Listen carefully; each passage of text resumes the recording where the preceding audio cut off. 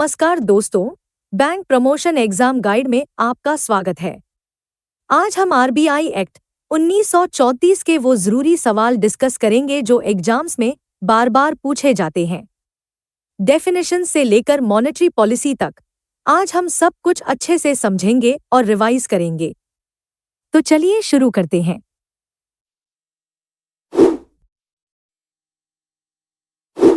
RBI act 1934 का कौन सा चैप्टर स्पेसिफिकली मॉनेटरी पॉलिसी को गवर्न करता है? Under the Reserve Bank of India Act, 1934, which chapter specifically governs monetary policy? Option A, Chapter 3A. Option B, Chapter 3D. Option C, Chapter 3F. Option D, Chapter 4.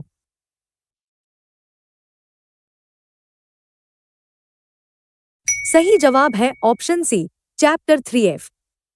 मान लीजिए RBI को महंगाई control करने के लिए repo rate बदलना है, तो वो इसी चैप्टर के तहत बनाई गई मॉनेटरी पॉलिसी कमेटी के जरिए फैसला लेता है। ये चैप्टर 2016 में फाइनेंस एक्ट के जरिए जोड़ा गया था। अगला सवाल नोट छापने के अधिकार यानी करेंसी इश्यू करने से जुड़ा है।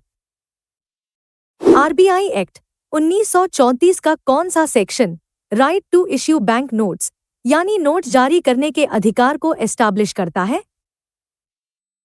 Which section of the Reserve Bank of India Act 1934 establishes the right to issue bank notes? Option A, Section 17. Option B, Section 22. Option C, Section 24. Option D, Section 42.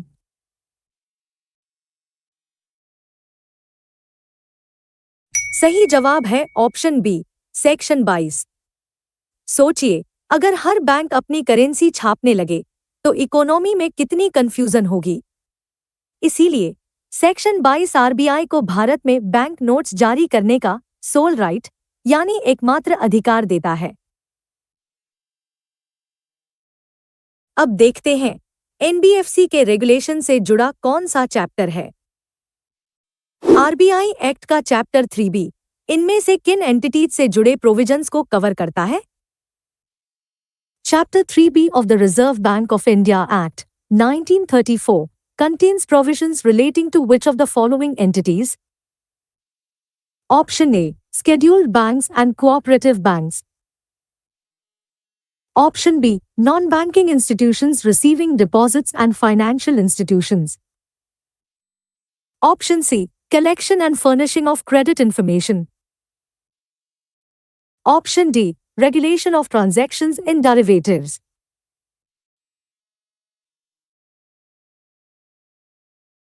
सही जवाब है option B, non banking institutions receiving deposits and financial institutions. मान लीजिए कोई NBFC public से पैसा जमा कर रही है, तो आरबीआई इसी चैप्टर के तहत उस पर रेगुलेटरी कंट्रोल रखता है ताकि डिपॉजिटर्स का पैसा सेफ रहे। इनमें से कौन सा काम चैप्टर 3 के तहत आरबीआई का फंक्शन नहीं है?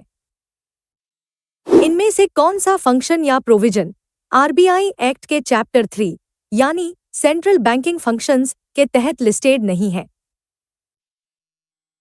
Which of the following is not a function or provision listed under Chapter 3, Central Banking Functions of the RBI Act, 1934? Option A, obligation of the RBI to transact government business. Option B, denominations of notes. Option C, cash reserves of scheduled banks to be kept with the RBI. Option D, nominal capital of the RBI.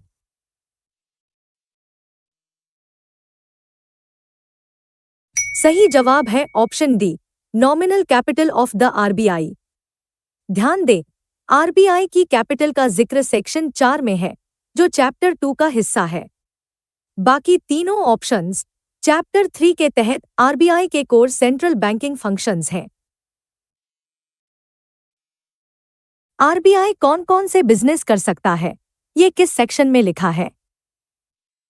RBI act 1934 का कौन सा section business which the RBI में transact यानी RBI के कामकाज की list देता है?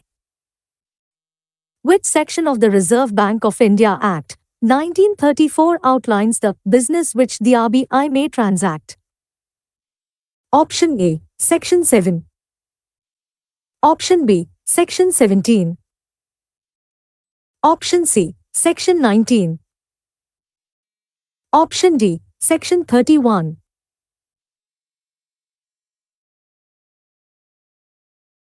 सही जवाब है ऑप्शन बी, सेक्शन 17। अगर आरबीआई को बैंकों को लोन देना है, फॉरेक्स मैनेज करना है या सिक्योरिटीज खरीदनी है तो ये सब सेक्शन 17 में डिफाइन किए गए अप्रूव्ड बिजनेस हैं।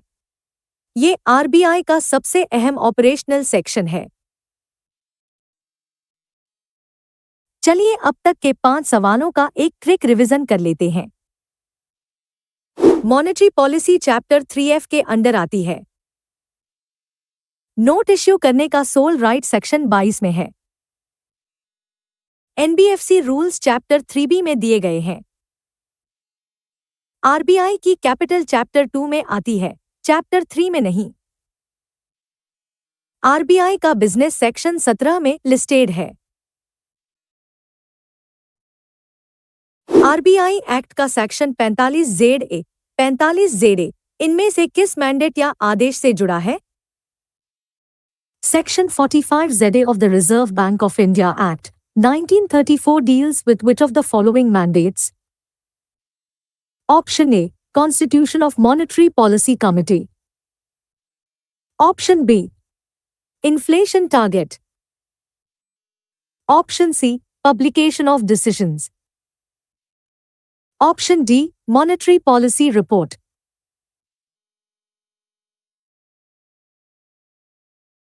सही जवाब है ऑप्शन बी, इन्फ्लेशन टारगेट। मान लीजिए सरकार चाहती है कि महंगाई 4% के आसपास रहे तो सेक्शन 45ZA के तहत केंद्र सरकार आरबीआई से सलाह करके यह टारगेट हर 5 साल के लिए तय करती है। क्या कोई भी प्राइवेट फर्म जनता से पैसा जमा करा सकती है? जवाब अगले सवाल में।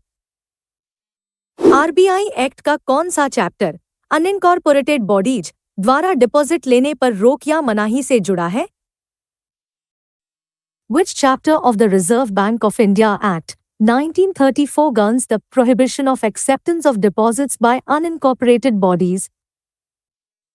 Option A, Chapter 3B. Option B, Chapter 3C. Option C, Chapter 3D. Option D, Chapter 3E.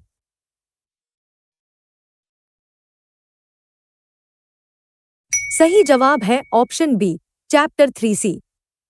सोचिए अगर कोई लोकल दुकानदार या फर्म बिना किसी रजिस्ट्रेशन के डिपॉजिट स्कीम चलाए तो जनता का पैसा डूब सकता है। चैप्टर 3C ऐसे अनइनकॉर्पोरेटेड लोगों या संस्थाओं को पब्लिक डिपॉजिट लेने से रोकता है। आरबीआई के मैनेजमेंट और सरकार के अधिकारों से जुड़ा सबसे पावरफुल सेक्शन कौन सा है? आरबीआई एक्ट का सेक्शन 7 इनमें से किस विषय से संबंधित है? Section 7 of the Reserve Bank of India Act 1934 pertains to which of the following subjects? Option A, Establishment and Incorporation of Reserve Bank. Option B, Composition of the Central Board. Option C, Management. Option D, Offices, Branches and Agencies.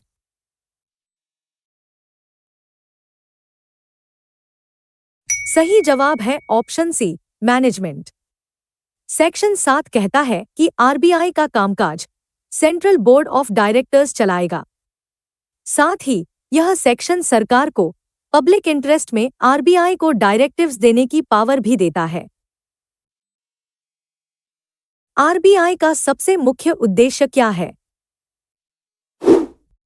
RBI act 1934 के preamble के अनुसार monetary policy का primary objective यानी मुख्य उद्देश्य क्या है? According to the preamble of the Reserve Bank of India Act, 1934, what is the primary objective of the monetary policy? Option A. To ensure full employment while maintaining exchange rate stability. Option B. To maintain price stability while keeping in mind the objective of growth. Option C. To maximize the profits of the banking sector. Option D. To strictly regulate the issuance of digital currency.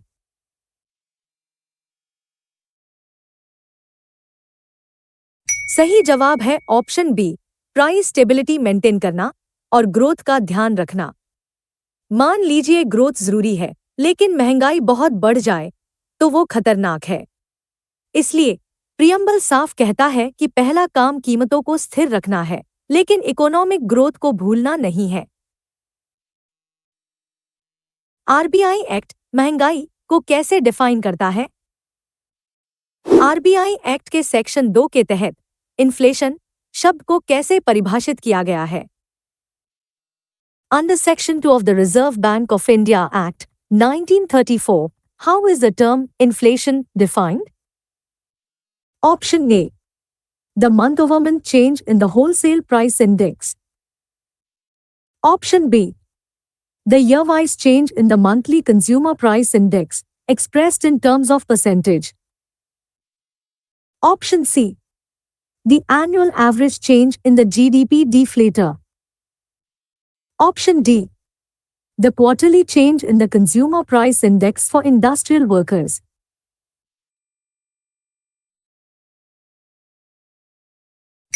सही जवाब है option B, monthly consumer price index यानी CPI में साल दर साल बदलाव।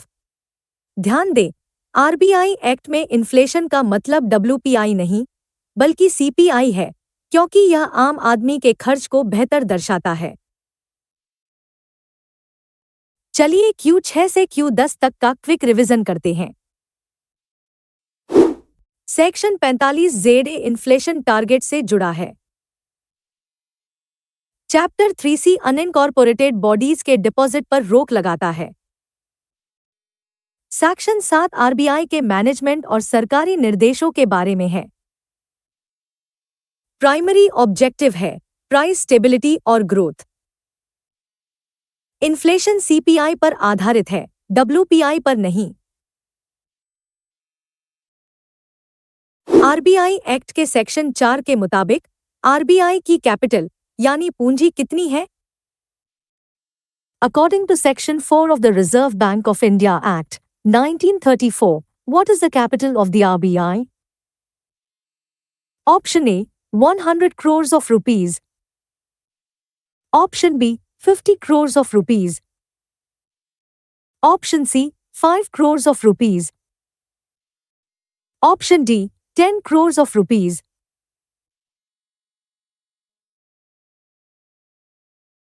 सही जवाब है option C, 5 crore of rupees. यह सुनकर आपको हैरानी हो सकती है कि देश के सेंट्रल बैंक की शुरुआती कैपिटल सिर्फ 5 करोड़ रुपए थी। यह पूरी कैपिटल केंद्र सरकार के पास है। सेक्शन 4 आज भी यही आंकड़ा बताता है। आरबीआई एक्ट में पॉलिसी रेट का असल मतलब क्या है? आरबीआई एक्ट 1934 पॉलिसी रेट को कैसे डिफाइन करता है? How does the reserve bank of India act 1934 define policy rate? Option A. The rate at which the RBI lends to the central government. Option B. The rate for repo transactions under subsection 12ab of Section 17. Option C. The rate at which the RBI discounts bills of exchange. Option D.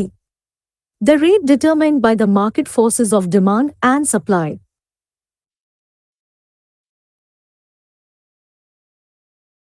सही जवाब है option B, section 17 के तहत repo transaction का rate. मान लीजिए MPC repo rate बढ़ाती है, तो इसे ही एक्ट में पॉलिसी रेट कहा गया है। यही वो रेट है जिस पर बैंक आरबीआई से पैसा उधार लेते हैं। एक शेड्यूल्ड बैंक बनने के लिए बैंक का नाम किस शेड्यूल में होना चाहिए? इस एक्ट के तहत एक शेड्यूल्ड बैंक का मतलब उस बैंक से है जो किस शेड्यूल में शामिल है? Under the act, A scheduled bank means a bank included in which schedule? Option A, the first schedule. Option B, the second schedule. Option C, the third schedule. Option D, the fourth schedule.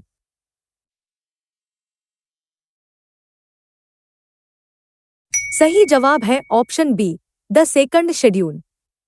जब आप सुनते हैं scheduled commercial bank, तो इसका मतलब है कि उस बैंक का नाम आरबीआई एक्ट के सेकंड शेड्यूल में दर्ज है। इसके लिए बैंक को कुछ शर्तें पूरी करनी होती हैं। रुपी कॉइन यानी सिक्कों की परिभाषा किस एक्ट से आती है? सेक्शन 2 की परिभाषा के अनुसार रुपी कॉइन का मतलब उन रुपयों से है जो भारत में किस एक्ट के तहत लीगल टेंडर हैं? According to the definition in Section 2, the term rupee coin refers to rupees which are legal tender in India under the provisions of which act? Option A, the Reserve Bank of India Act, 1934. Option B, the Indian Coinage Act, 1906. Option C, the Coinage Act, 2011. Option D, the Currency Ordinance, 1940.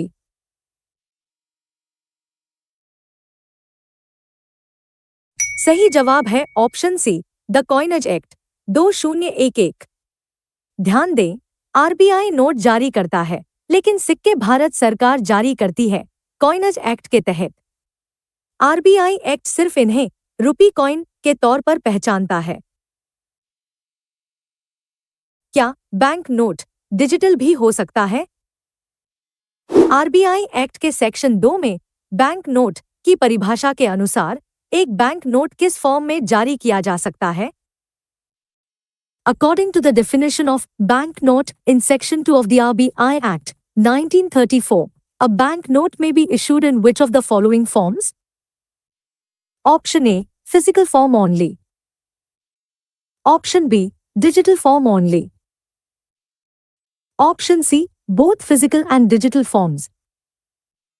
Option D, neither physical nor digital forms, only promissory notes.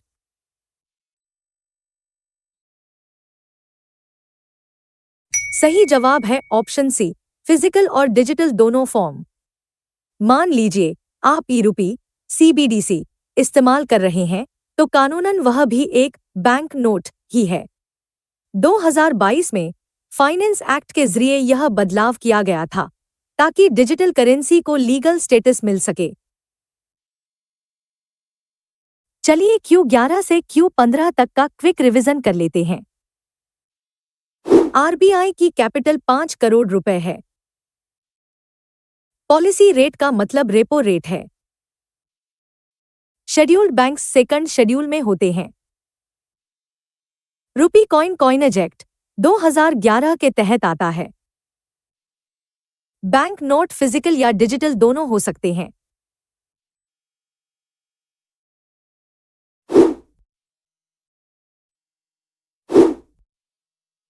RBI act के section 7 के तहत central government public interest में RBI को निर्देश दे सकती है, लेकिन ऐसा करने के लिए उसे किससे कंसल्ट करना जरूरी है?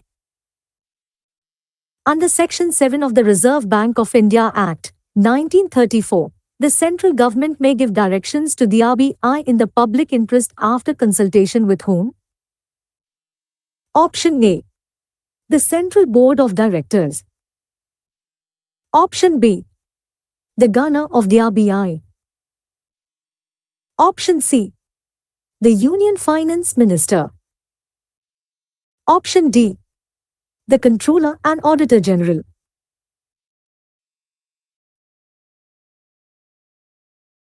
सही जवाब है option B, governor of the RBI. Section 7 सरकार को आरबीआई को डायरेक्ट करने की बहुत बड़ी पावर देता है, लेकिन चेक एंड बैलेंस के लिए यह शर्त है कि सरकार को पहले आरबीआई गवर्नर से मशविरा करना ही होगा। आरबीआई में अधिकतम कितने डिप्टी गवर्नर हो सकते हैं? सेक्शन 8 के मुताबिक सेंट्रल बोर्ड में एक गवर्नर के अलावा केंद्र सरकार द्वारा नियुक्त किए जाने वाले डिप्टी गवर्नर्स की अधिकतम संख्या कितनी हो सकती है? According to Section 8, the central board shall consist of a governor and not more than how many deputy governors appointed by the central government? Option A, 2. Option B, 3. Option C, 4. Option D, 5.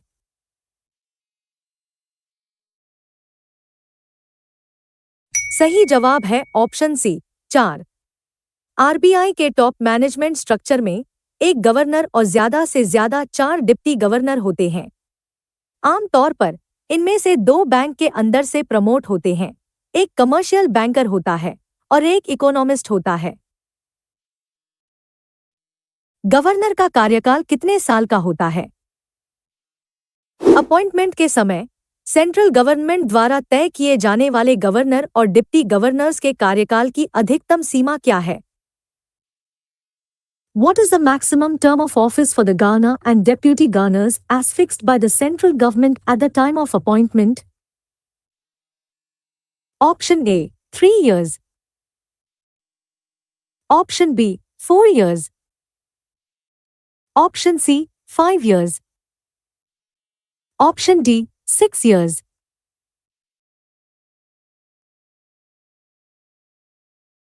सही जवाब है option C, 5 साल। Section 8, 4 कहता है कि उनका कार्यकाल 5 साल से ज्यादा नहीं हो सकता। हालांकि वे दोबारा नियुक्ति यानी रीअपॉइंटमेंट के लिए एलिजिबल होते हैं। कौन सा सरकारी अधिकारी आरबीआई बोर्ड का डायरेक्टर नहीं बन सकता? सेक्शन 10 के तहत इनमें से किस कैटेगरी के व्यक्ति को साफ तौर पर डायरेक्टर या लोकल बोर्ड का मेंबर बनने से अयोग्य या डिस्क्वालीफाई माना गया है? Which of the following categories of persons is explicitly disqualified from being a director or a member of a local board under Section 10? Option A, a retired government servant. Option B, a salaried government official. Option C, a person holding a doctorate in economics. Option D, a shareholder of a company.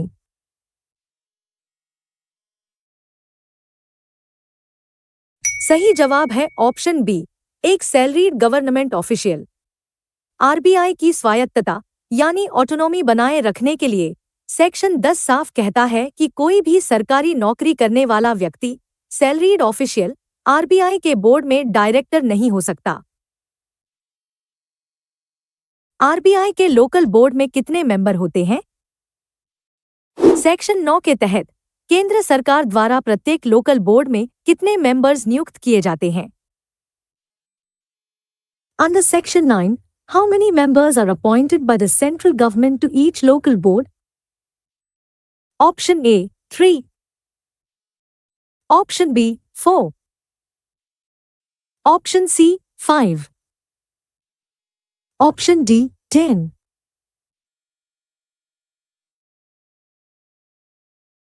सही जवाब है option C, 5। Bharat में RBI के 4 local boards हैं, मुंबई, कोलकाता, नई दिल्ली और चेन्नई में। Section 9 कहता है कि हर लोकल बोर्ड में 5 मेंबर होंगे, जो स्थानीय आर्थिक मुद्दों को रिप्रेजेंट करेंगे। चलिए मैनेजमेंट स्ट्रक्चर के इन नियमों का रिवीजन कर लेते हैं। सेक्शन 7 के निर्देश गवर्नर से कंसल्ट करके दिए जाते हैं। आरबीआई में अधिकतम 4 डिप्टी गवर्नर हो सकते हैं। गवर्नर या डीजी का कार्यकाल अधिकतम 5 साल होता है। सैलरीड सरकारी अफसर डायरेक्टर नहीं बन सकते। हर लोकल बोर्ड में 5 मेंबर्स होते हैं। सेंट्रल बोर्ड के नॉमिनेटेड डायरेक्टर का कुल कार्यकाल यानी रीअपॉइंटमेंट्स मिलाकर अधिकतम कितने साल का हो सकता है? What is the maximum total period, including reappointments, that a director nominated under Section 8(1)(c) can serve on the central board? Option A, 4 years. Option B, 5 years. Option C, 8 years. Option D, 10 years.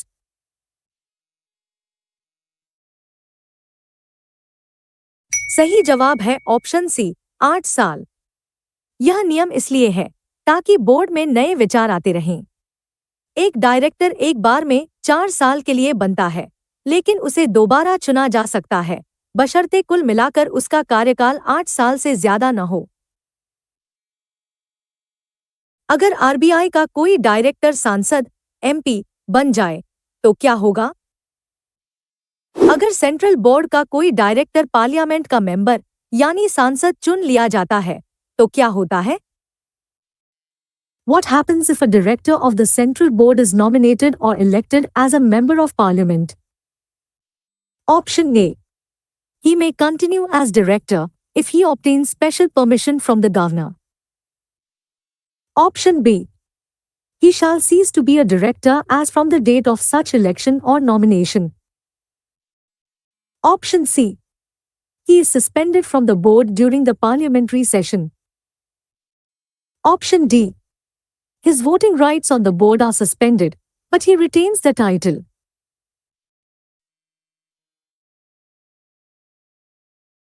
सही जवाब है option B, वह उसी तारीख से director नहीं रहेगा। यह कन्फ्लिक्ट ऑफ इंटरेस्ट रोकने के लिए है। सेक्शन 11(5) साफ कहता है कि जैसे ही कोई डायरेक्टर एमपी या एमएलए बनता है, उसका आरबीआई पद तुरंत खत्म हो जाता है। गवर्नर को पद से हटाने की पावर किसके पास है? गवर्नर या डिप्टी गवर्नर को उनके पद से हटाने का अधिकार किसके पास है? Who has the authority to remove the governor or a deputy governor from office? Option A. The Central Board. Option B. The President of India. Option C. The Central Government. Option D. The Supreme Court of India.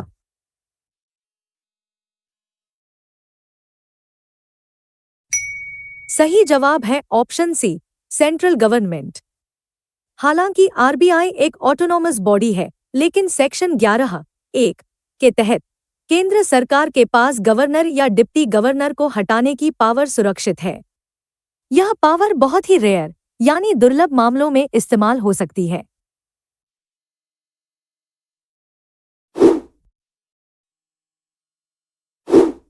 Liquidity management के लिए section 17(1) के तहत वो कौन सी scheme है जिसमें RBI ब्याज के साथ डिपॉजिट स्वीकार कर सकता है? Under Section 17(1) of the Reserve Bank of India Act, 1934, the RBI is authorized to accept money on deposit without interest from various entities. Which of the following is the specific exception under Section 17(1)(a), where deposits are accepted repayable with interest for the purpose of liquidity management? Option A. Cash Reserve Ratio, CRR, balances. Option B. Standing Deposit Facility Scheme. Option C. Statutory Liquidity Ratio, SLR, securities. Option D. Ways and Means Advances.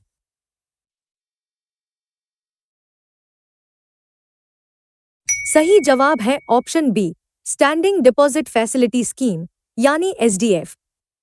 आम तौर पर RBI deposit पर ब्याज नहीं देता, लेकिन market से extra liquidity सोखने के लिए सेक्शन 17(1) में एसडीएफ लाया गया, जहां बैंकों को ब्याज मिलता है। सरकार को दिए गए लोन कितने महीने में वापस होने चाहिए? सेक्शन 17(5) के तहत आरबीआई केंद्र और राज्य सरकारों को जो एडवांस देता है, वो देने की तारीख से कितने समय के भीतर वापस किए जाने चाहिए? Under Section 17(5) of the RBI Act, the RBI may make advances to the central and state governments. These advances must be repayable not later than what period from the date of making the advance? Option A, 1 month. Option B, 3 months. Option C, 6 months. Option D, 12 months.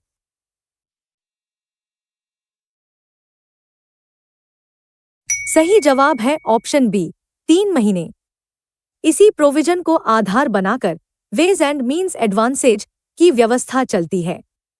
सरकार अपनी cash की अस्थायी कमी को पूरा करने के लिए ये लोन लेती है, जिसे 90 दिनों यानी 3 महीने में चुकाना होता है।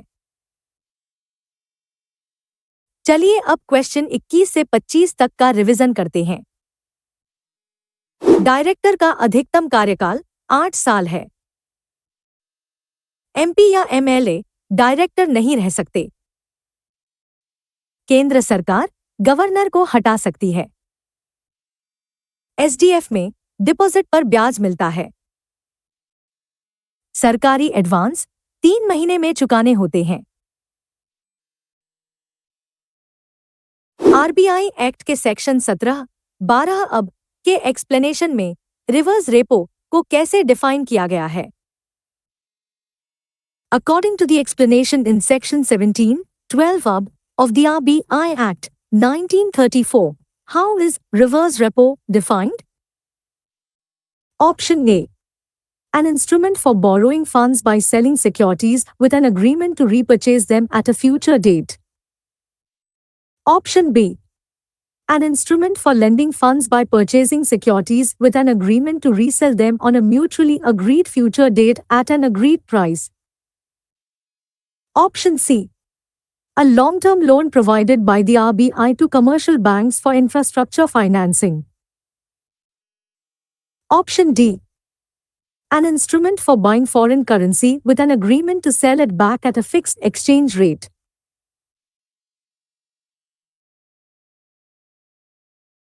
सही जवाब है ऑप्शन बी। यहां ध्यान दें, आरबीआई के नजरिए से रिवर्स रेपो का मतलब है सिक्योरिटीज खरीदकर मार्केट में पैसा डालना नहीं, बल्कि सिक्योरिटीज खरीदकर यानी पैसा देकर उसे वापस बेचने का एग्रीमेंट करना। आसान भाषा में यह आरबीआई द्वारा लिक्विडिटी सोखने का टूल है। आरबीआई इनमें से कौन सा काम कभी नहीं कर सकता? सेक्शन 19 उन कामों की लिस्ट देता है जो आरबीआई नहीं कर सकता। इनमें से कौन सा काम आरबीआई के लिए सख्त मना है? Section 19 of the Reserve Bank of India Act 1934 outlines the business which the RBI may not transact.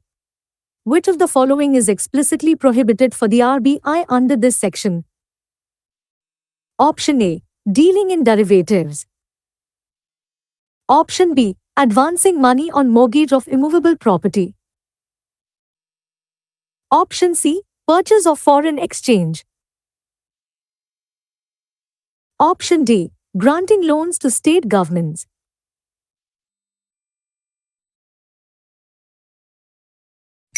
सही जवाब है ऑप्शन बी, अचल संपत्ति यानी इमूवेबल प्रॉपर्टी के मॉर्गेज पर पैसा देना। सेंट्रल बैंक को हमेशा लिक्विड रहना होता है, इसलिए उसे जमीन जायदाद जैसी चीजों के बदले लोन देने की सख्त मनाही है ताकि उसका पैसा न फंसे। आरबीआई विदेशी सरकार के बॉन्ड्स खरीद सकता है, लेकिन एक शर्त पर। सेक्शन 17(12) के तहत आरबीआई फॉरेन गवर्नमेंट की सिक्योरिटीज खरीद सकता है, लेकिन खरीदने की तारीख से उनकी मैच्योरिटी मैक्सिमम कितनी होनी चाहिए? Under Section 17(12)(a), the RBI may purchase securities issued by a foreign government or foreign body corporate. What is the maximum maturity period allowed for these securities from the date of purchase? Option A, 5 years. Option B, 10 years. Option C, 15 years. Option D, 20 years.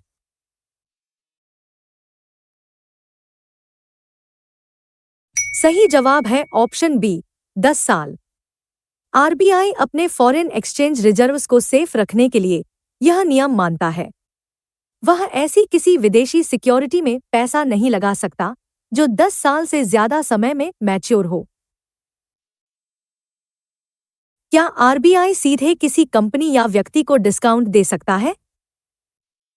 RBI act का section 18 यानी power of direct discount तब इस्तेमाल होता है जब किस sector के हितों में क्रेडिट रेगुलेट करना जरूरी हो जाए। Section 18 of the RBI Act 1934, power of direct discount, is invoked when, in the opinion of the RBI, a special occasion has arisen making it necessary to regulate credit in the interests of which sectors? Option A, Indian defense and strategic industries only. Option B, Indian trade, commerce, industry and agriculture.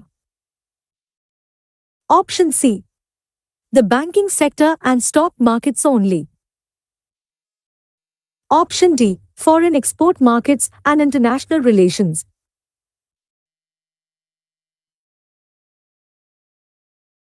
सही जवाब है option B, Indian trade, commerce, industry और agriculture. आमतौर पर RBI बैंकों के जरिए काम करता है, लेकिन अगर कभी स्पेशल ऑकेजन आ जाए तो सेक्शन 18 उसे सीधे मार्केट में इंटरवेन करने की पावर देता है। आरबीआई खुद अधिकतम कितने समय के लिए उधार ले सकता है? सेक्शन 17(14) के तहत आरबीआई अपने बिजनेस के लिए पैसा उधार ले सकता है। ऐसे उधार की अधिकतम अवधि यानी ड्यूरेशन क्या है? Under Section 17(14), the RBI is authorized to borrow money for the purposes of its business. What is the maximum duration allowed for such borrowing? Option A, 1 month. Option B, 3 months. Option C, 6 months. Option D, 1 year.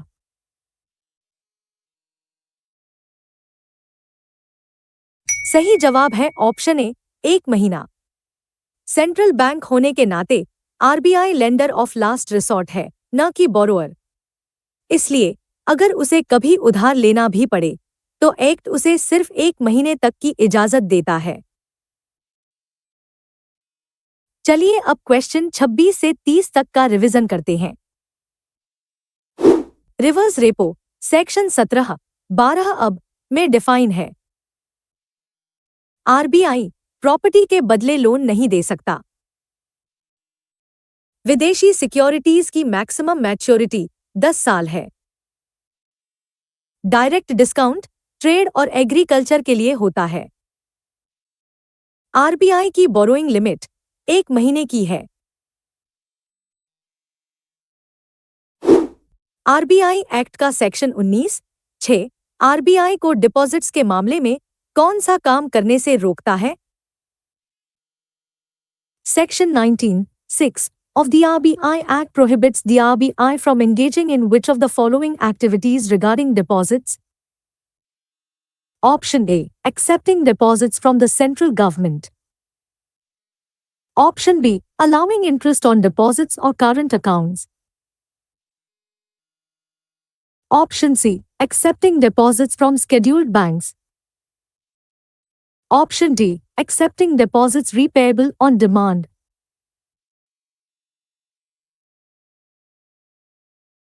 सही जवाब है option B, deposits पर ब्याज देना। RBI बैंकों का bank है, commercial bank नहीं।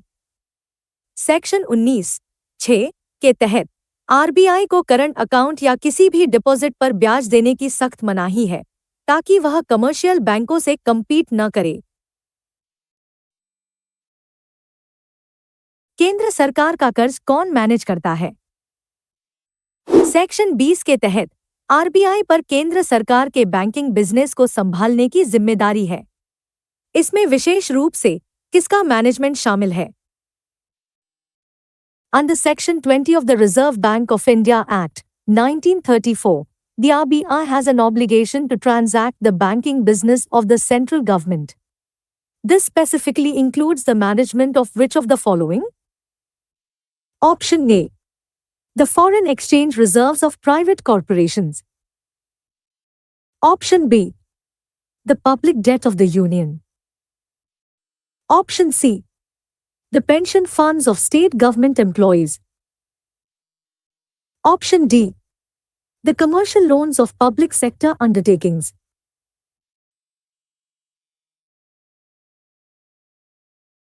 सही जवाब है ऑप्शन बी, यूनियन का पब्लिक डेप्ट। सरकार को कब और कितना उधार लेना है, बॉन्ड्स कैसे जारी होंगे, यह सब मैनेज करना आरबीआई का काम है। सेक्शन 20 आरबीआई को सरकार का डेप्ट मैनेजर बनाता है।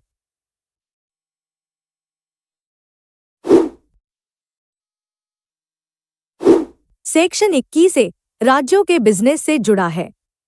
इनमें से कौन सा काम आरबीआई अपने आप नहीं करता, बल्कि उसके लिए राज्य सरकार के साथ एग्रीमेंट करना जरूरी है?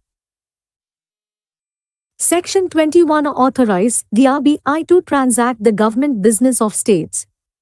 Which of the following is not automatically entrusted to the RBI but requires an agreement with the state government? Option A. The management of the public debt of that state. Option B. The issue of bank notes within that state. Option C. The regulation of credit limits for that state. Option D. The appointment of the state finance minister.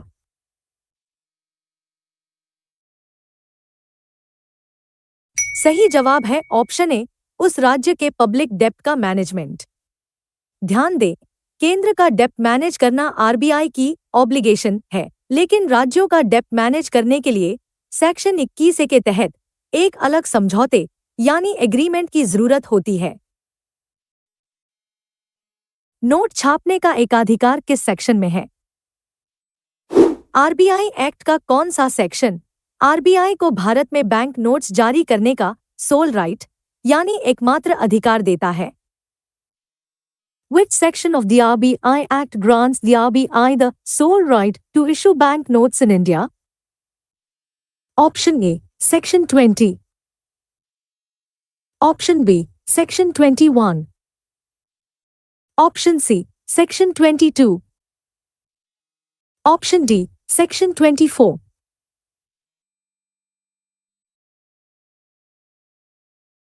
सही जवाब है option सी, section 22। यह RBI act का सबसे प्रसिद्ध section है।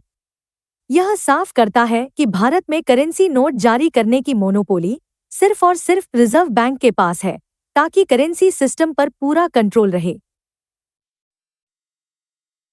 क्या digital नोटों पर फिजिकल नोटों वाले सारे नियम लागू होते हैं? सेक्शन 22 से, जिसे 2022 में जोड़ा गया, कहता है कि डिजिटल बैंक नोट्स पर एक्ट के कुछ सेक्शन लागू नहीं होंगे। इनमें से कौन सा सेक्शन डिजिटल नोटों पर लागू नहीं होता? Section 22 inserted by the Finance Act 2022 declares that certain provisions of the Act shall not apply to bank notes in digital form. Which of the following sections is explicitly listed as not applying to digital bank notes? Option A. Section 17, Business of the RBI. Option B. Section 24, Denominations of notes. Option C. Section 42, Cash reserves. Option D. Section 19, Prohibited business.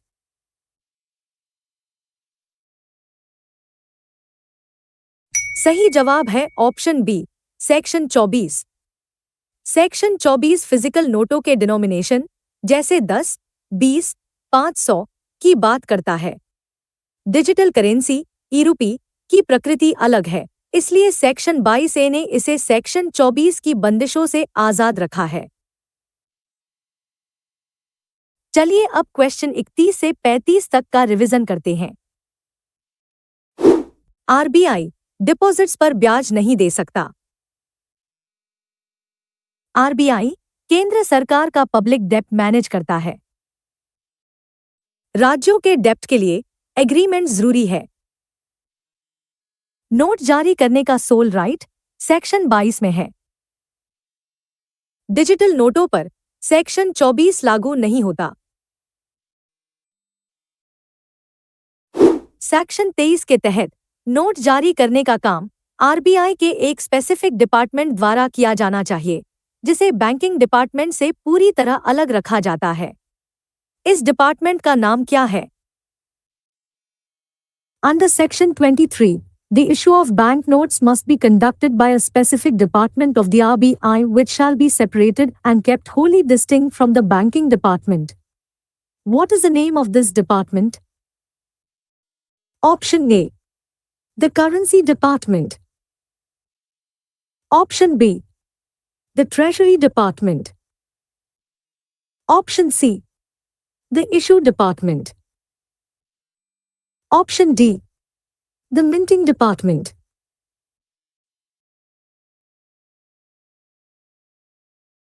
सही जवाब है option C, issue department. RBI के कामकाज को दो हिस्सों में बांटा गया है, इश्यू डिपार्टमेंट और बैंकिंग डिपार्टमेंट। सेक्शन 23 कहता है कि नोट छापने और जारी करने की सारी जिम्मेदारी और एसेट्स इश्यू डिपार्टमेंट के पास रहेंगे, जो बाकी बैंकिंग ऑपरेशंस से बिल्कुल अलग होगा। आरबीआई अधिकतम कितने रुपए का नोट छाप सकता है? सेक्शन 24(1) के अनुसार सेंट्रल गवर्नमेंट आरबीआई बोर्ड की सिफारिश पर बैंक नोट्स की वैल्यू तय कर सकती है, लेकिन कानूनन यह वैल्यू किस राशि से अधिक नहीं हो सकती?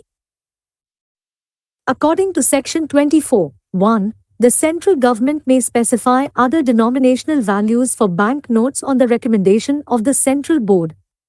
However, the denominational value must not exceed what amount? Option A, 5,000 rupees. Option B, 10,000 rupees. Option C, 50,000 rupees. Option D, 1 lakh rupees.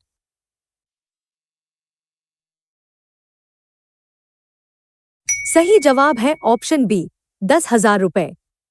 Section 24 act में एक सीलिंग लगाता है। सरकार चाहे तो 5,000 या 10,000 का नोट छाप सकती है, लेकिन मौजूदा कानून के मुताबिक 10,000 रुपए से बड़ा नोट छापने की इजाजत नहीं है। नोटबंदी करने का कानूनी अधिकार असल में किसके पास है? आरबीआई एक्ट के सेक्शन 26(2) के तहत किसी भी बैंक नोट सीरीज को लीगल टेंडर से हटाने यानी डिमोनेटाइज करने का अधिकार किसके पास है? Under Section 26(2) of the Reserve Bank of India Act, 1934, who has the authority to declare that any series of bank notes of any denomination shall cease to be legal tender? Option A. The Governor of the Reserve Bank. Option B. The central government on the recommendation of the Central Board. Option C. The Parliament of India by passing a special act. Option D. The Supreme Court of India.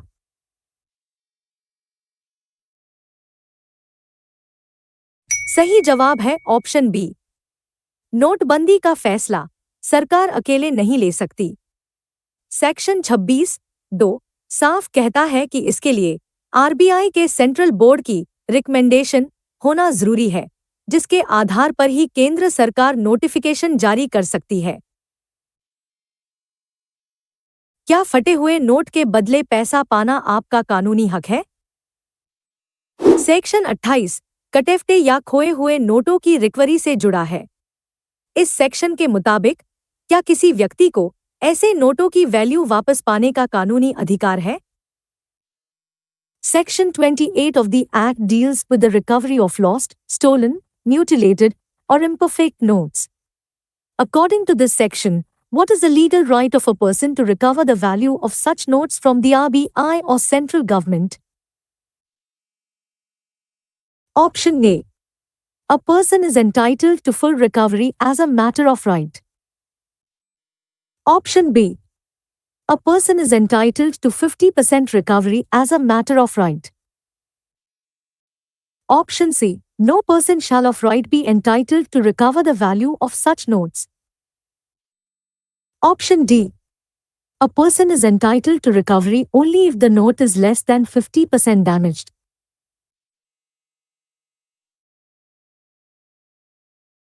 सही जवाब है option सी। यह थोड़ा चौंकाने वाला है, लेकिन section 28 कहता है कि कोई भी व्यक्ति हक से इस मैटर ऑफ राइट कटे नोटों का रिफंड नहीं मांग सकता। यह आरबीआई की मर्जी और उसके द्वारा बनाए गए नोट रिफंड रूल्स पर निर्भर करता है। चेक तो कोई भी जारी कर सकता है, लेकिन बेरर नोट क्यों नहीं? सेक्शन 31(1) के तहत आरबीआई और सेंट्रल गवर्नमेंट के अलावा भारत में किसी भी व्यक्ति को किस तरह का फाइनेंशियल इंस्ट्रूमेंट जारी करने की सख्त मनाही है। Section 31(1) of the RBI Act prohibits any person in India, other than the RBI or the central government, from drawing or issuing which specific type of financial instrument. Option A. A bill of exchange payable to order. Option B. A promissory note expressed to be payable to the bearer on demand. Option C. A check drawn on a savings account. Option D. A certificate of deposit with a fixed maturity.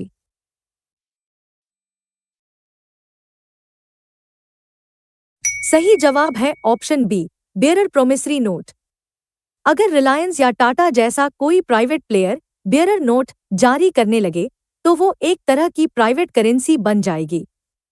इसीलिए section 31 सिर्फ RBI को ऐसे note जारी करने की इजाजत देता है।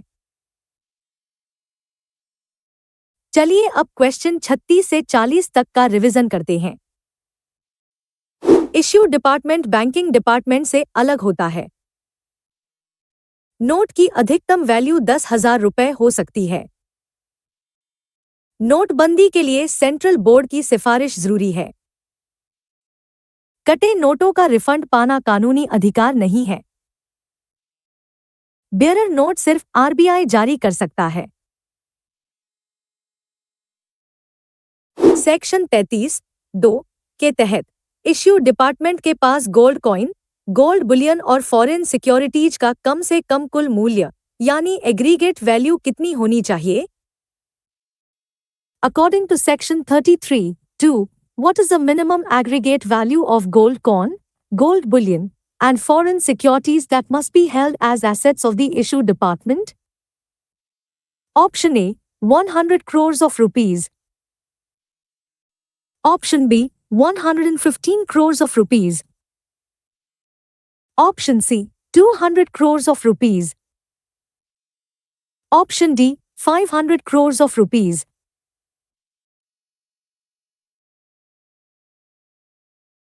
सही जवाब है ऑप्शन सी, 200 करोड़ रुपए। यह मिनिमम रिजर्व सिस्टम का आधार है। आरबीआई चाहे कितने भी नोट छापे, उसे बैक करने के लिए कम से कम 200 करोड़ के एसेट्स रखने होते हैं, जिसमें से 115 करोड़ का सोना होना अनिवार्य है। अगर सरकार आरबीआई बोर्ड को बर्खास्त कर दे तो संसद को कब बताना होगा? सेक्शन 30 के तहत अगर सेंट्रल गवर्नमेंट आरबीआई के सेंट्रल बोर्ड को सुपरसीड यानी हटा देती है तो उसे संसद के सामने पूरी रिपोर्ट कितने समय में पेश करनी होगी? Under Section 30, if the central government supersedes the central board, it must lay a full report of the circumstances and action taken before Parliament within what time frame? Option A, 1 month from the issue of the notification. Option B, 3 months from the issue of the notification.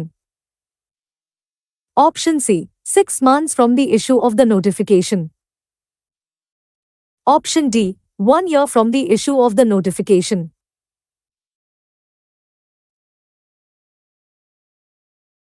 सही जवाब है option B, 3 महीने। लोकतंत्र में check and balance जरूरी है। अगर सरकार आरबीआई की स्वायत्तता में दखल देकर बोर्ड को हटाती है तो उसे 3 महीने के अंदर संसद को इसका ठोस कारण बताना ही होगा। क्या स्पेशल बैंक नोट्स भारत में लीगल टेंडर माने जाते हैं? सेक्शन 28 से भारत के बाहर सर्कुलेशन के लिए स्पेशल बैंक नोट्स जारी करने की अनुमति देता है। इन स्पेशल नोट्स का भारत के अंदर लीगल टेंडर स्टेटस क्या है?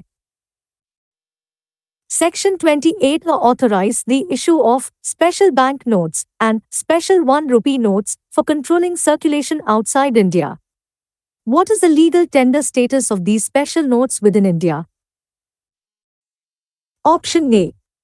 They are unlimited legal tender in India. Option B. They are legal tender in India only for transactions with the RBI. Option C. Neither the special bank notes nor the special 1 rupee notes shall be legal tender in India. Option D. They are legal tender in India only at international airports.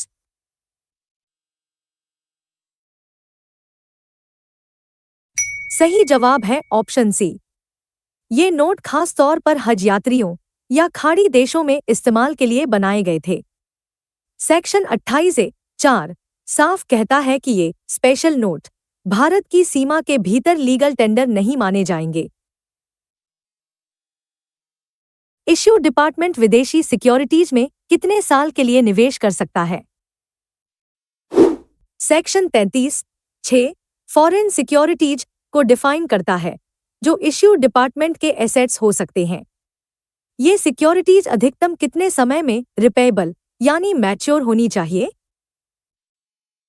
Section 33(6) defines the foreign securities that may be held as assets of the issue department.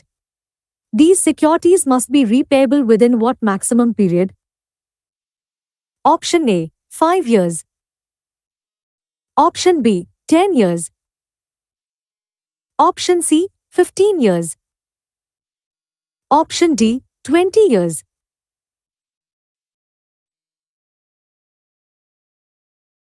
सही जवाब है option B 10 साल। Section 33(6) के तहत currency को back करने वाली विदेशी सिक्योरिटीज बहुत सुरक्षित और लिक्विड होनी चाहिए।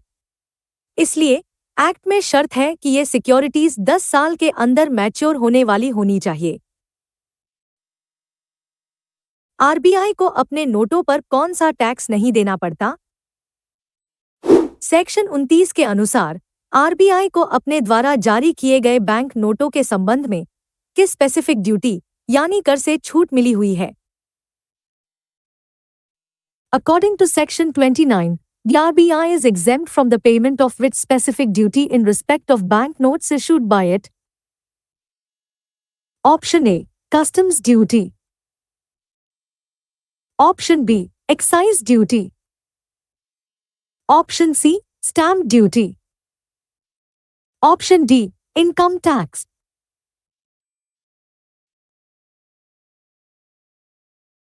सही जवाब है ऑप्शन सी स्टैंप ड्यूटी। सोचिए, अगर हर नोट पर स्टैंप ड्यूटी लगने लगे तो करेंसी छापना कितना महंगा हो जाएगा। इसीलिए सेक्शन 29 सरकार को आरबीआई के बैंक नोटों पर स्टैंप ड्यूटी लगाने से रोकता है। चलिए अब क्वेश्चन 41 से 45 तक का रिवीजन करते हैं। इश्यू डिपार्टमेंट के मिनिमम एसेट्स 200 करोड़ होने चाहिए।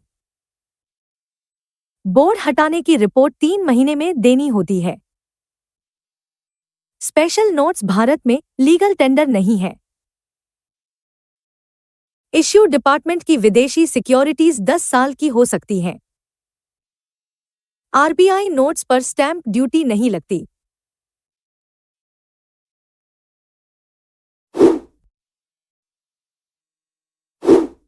सेक्शन 42 के तहत कैश रिजर्व रेशियो यानी सीआरआर की कैलकुलेशन के लिए फोर्टनाइट या पखवाड़े का क्या मतलब है? For the purposes of calculating the cash reserve ratio, CRR, under Section 42, how is the term fortnight defined? Option A. The period from Monday to the second following Sunday. Option B. The period from the 1st to the 15th and 16th to the end of the month. Option C. The period from Saturday to the second following Friday, both days inclusive. Option D. Any period of 14 consecutive days.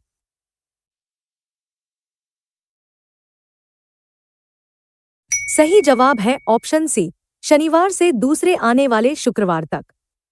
मान लीजिए आज शनिवार है, तो CRR reporting का पखवाड़ा आज से शुरू होकर अगले 14 दिनों तक चलेगा और दूसरे शुक्रवार को खत्म होगा। इसे रिपोर्टिंग फ्राइडे भी कहते हैं। अगर कोई बैंक सीआरआर मेंटेन नहीं करता, तो उस पर क्या पेनल्टी लगती है? सेक्शन 42(3) के मुताबिक अगर कोई शेड्यूल्ड बैंक सीआरआर मेंटेन करने में फेल हो जाता है, तो पहले पखवाड़े के लिए उसे कितना पीनल इंटरेस्ट यानी जुर्माना देना होगा? According to Section 42(3), if a scheduled bank fails to maintain the required minimum cash reserve ratio (CRR) during a fortnight, it is liable to pay penal interest. What is the rate of penal interest for the first fortnight of default? Option A. Bank rate plus 3%. Option B. Bank rate plus 5%. Option C. Flat rate of 5%. Option D. Repo rate plus 3%.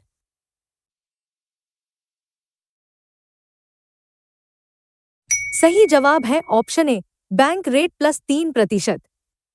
सोचिए, अगर किसी bank के पास cash की कमी है और वो CRR कम रखता है, तो आरबीआई उस पर बैंक रेट से 3% ऊपर का जुर्माना लगाता है। अगर गलती जारी रही, तो जुर्माना 5% तक बढ़ सकता है। आरबीआई छोटे नोट और सिक्के किसके बदले में देता है? सेक्शन 39(2) के तहत आरबीआई की जिम्मेदारी है कि वह कम वैल्यू के नोट या सिक्के सप्लाई करे। यह सप्लाई किस वैल्यू के नोटों के एक्सचेंज में की जाती है? Under Section 39(2), the RBI has an obligation to supply currency notes or bank notes of lower value or coins in exchange for notes of which value? Option A. 5 rupees or upwards. Option B. 2 rupees or upwards. Option C. 10 rupees or upwards. Option D. 100 rupees or upwards.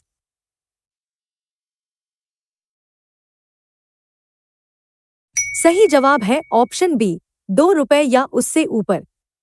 यह एक पुराना provision है जो कहता है कि अगर आप 2 रुपए या उससे बड़े नोट लेकर आरबीआई के पास जाएं, तो वे आपको उसके बदले सिक्के या छोटे नोट देने के लिए बाध्य हैं। शेड्यूल्ड बैंक बनने के लिए कम से कम कितनी कैपिटल होनी चाहिए?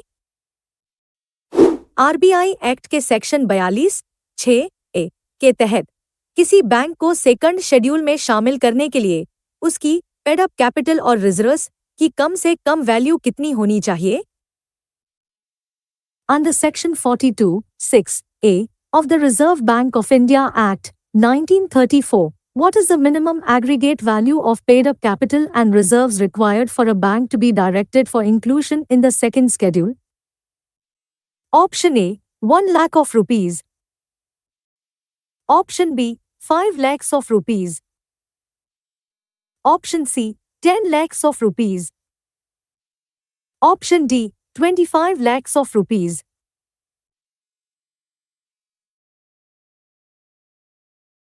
सही जवाब है ऑप्शन बी, 5 लाख रुपए। ध्यान दें, यह 1934 के एक्ट में लिखी गई वैधानिक सीमा है। हालांकि आज के समय में प्रैक्टिकल लाइसेंसिंग के लिए आरबीआई 500 करोड़ या 1000 करोड़ जैसी बहुत बड़ी कैपिटल मांगता है, लेकिन एक्ट में लिखा आंकड़ा अब भी 5 लाख ही है। आरबीआई अपने एजेंट के तौर पर किस बड़ी संस्था को नियुक्त कर सकता है? सेक्शन 45 के तहत आरबीआई भारत में अपने एजेंट नियुक्त कर सकता है। इनमें से किस संस्था का नाम इस लिस्ट में विशेष रूप से शामिल है? Section 45 of the Act empowers the Reserve Bank to appoint agents at places in India for such purposes as it may specify. Which of the following institutions is explicitly listed as eligible for such appointment? Option A. The Life Insurance Corporation of India. Option B. The National Bank, NABARD. Option C. The Securities and Exchange Board of India. Option D. The Unit Trust of India.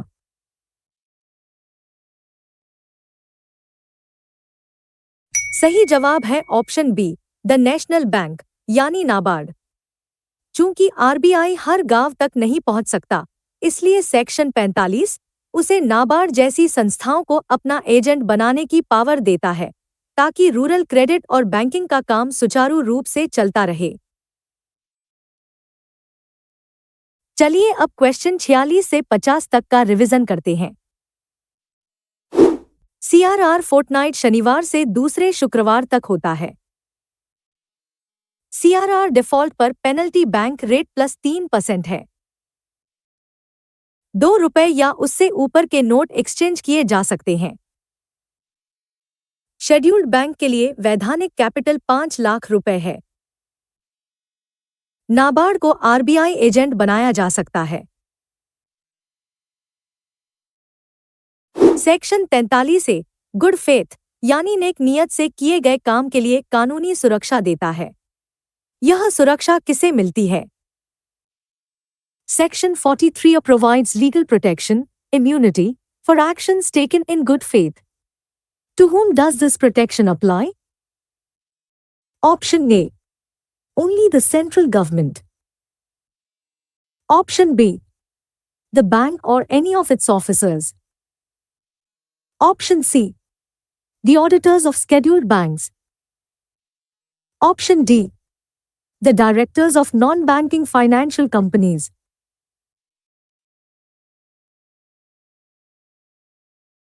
सही जवाब है option B, bank या उसका कोई भी officer.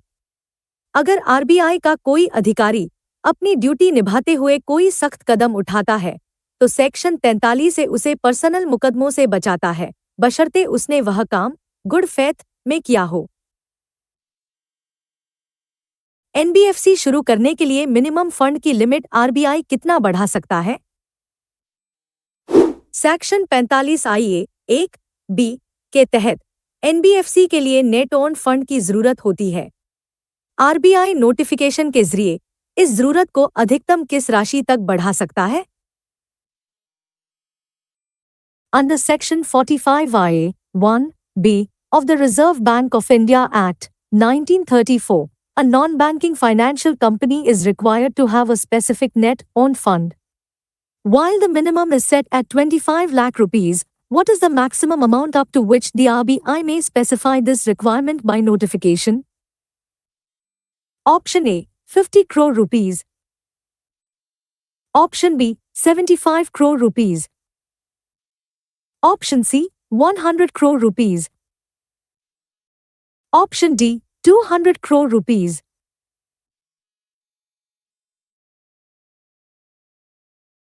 सही जवाब है ऑप्शन सी, 100 करोड़ रुपए। ओरिजिनल एक्ट में यह रकम कम थी, लेकिन आरबीआई के पास पावर है कि वह समय के साथ इसे बढ़ाकर 100 करोड़ तक कर सकता है। फिलहाल नई एनबीएफसी शुरू करने के लिए कम से कम 2 से 10 करोड़ का फंड जरूरी होता है। अगर आरबीआई लाइसेंस देने से मना कर दे, तो अपील कहाँ होगी? सेक्शन 45 आईए 7 के मुताबिक अगर किसी कंपनी का रजिस्ट्रेशन एप्लीकेशन रिजेक्ट हो जाता है, तो वह किस अथॉरिटी के पास अपील कर सकती है?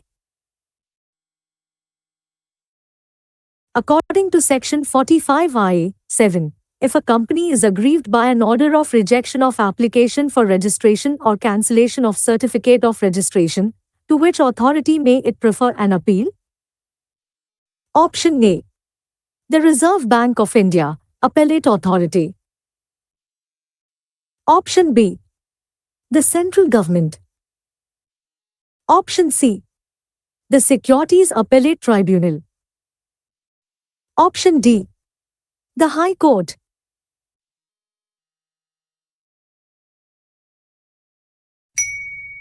सही जवाब है ऑप्शन बी, सेंट्रल गवर्नमेंट। अगर आरबीआई किसी एनबीएफसी का लाइसेंस कैंसिल कर दे तो वह कंपनी कोर्ट जाने से पहले केंद्र सरकार के पास अपील कर सकती है। यह एक प्रशासनिक सुधार का रास्ता है। एनबीएफसी को अपने प्रॉफिट का कितना हिस्सा रिजर्व फंड में डालना होता है? सेक्शन 45 आईसी 1 के तहत हर एनबीएफसी को एक रिजर्व फंड बनाना होता है। हर साल नेट प्रॉफिट का कम से कम कितना प्रतिशत इस फंड में ट्रांसफर करना जरूरी है? Under Section 45(1), every non-banking financial company must create a reserve fund. What minimum percentage of its net profit, as disclosed in the profit and loss account, must be transferred to this fund every year? Option A, 10%. Option B, 15%. Option C, 20%. Option D, 25%.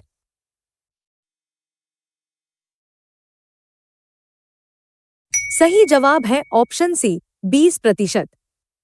बैंकों की तरह NBFC को भी अपनी वित्तीय सेहत मजबूत रखने के लिए कमाई का एक हिस्सा 20% अलग रखना पड़ता है। इसे डिविडेंड बांटने से पहले रिजर्व फंड में डालना अनिवार्य है। लाइसेंस कैंसिल होने पर अपील कितने दिनों में करनी होती है? सेक्शन 45 आईए 7 के तहत रजिस्ट्रेशन सर्टिफिकेट कैंसिल होने के खिलाफ अपील दायर करने के लिए समय सीमा यानी लिमिटेशन पीरियड क्या है? Under Section 45(7), what is the limitation period for filing an appeal against the cancellation of a certificate of registration? Option A, 15 days from the date of communication of the order.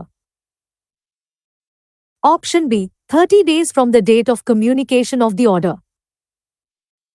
Option C, 45 days from the date of communication of the order.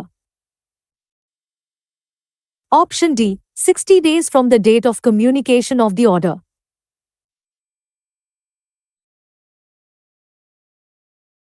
सही जवाब है option B, 30 दिन।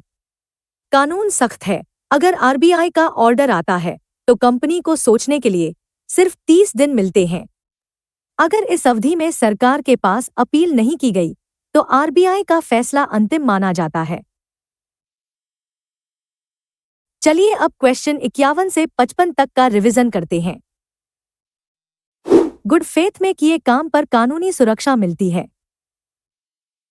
NBFC fund की अधिकतम सीमा 100 करोड़ हो सकती है। Cancellation के खिलाफ अपील केंद्र सरकार के पास होती है। प्रॉफिट का 20% रिजर्व फंड में डालना जरूरी है। अपील करने के लिए 30 दिन का समय मिलता है। अगर आरबीआई किसी एनबीएफसी के डायरेक्टर को पद से हटा दे तो सेक्शन 45 आईडी के तहत उसे मैक्सिमम कितने साल तक किसी भी कंपनी के मैनेजमेंट में शामिल होने से रोका जा सकता है? Under Section 45 ID of the Reserve Bank of India Act, 1934, if the RBI removes a director from office, it may also direct that such person shall not be concerned with the management of any non-banking financial company for a specific period. What is the maximum duration of this debarment period at a time? Option A, 3 years. Option B, 5 years. Option C, 7 years. Option D, 10 years.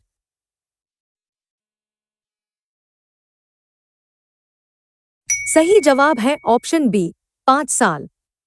यह एक दंडात्मक कार्रवाई है। अगर कोई director गड़बड़ी करता है तो आरबीआई उसे हटा सकता है और अगले 5 साल तक एनबीएफसी सेक्टर में कोई भी मैनेजमेंट रोल लेने से बैन कर सकता है। क्या आरबीआई किसी एनबीएफसी का पूरा बोर्ड भी सस्पेंड कर सकता है? सेक्शन 45 आई के मुताबिक आरबीआई किसी एनबीएफसी के बोर्ड ऑफ डायरेक्टर्स को सुपरसीड कर सकता है। यह सुपरसेशन कुल मिलाकर यानी एक्सटेंशंस के साथ अधिकतम कितने समय तक लागू रह सकता है? According to Section 45I, the Reserve Bank may supersede the board of directors of a non-banking financial company, other than a government company, for a specific period. What is the maximum total period, including extensions, for which such supersession can remain in force? Option A, 1 year. Option B, 2 years. Option C, 3 years. Option D, 5 years.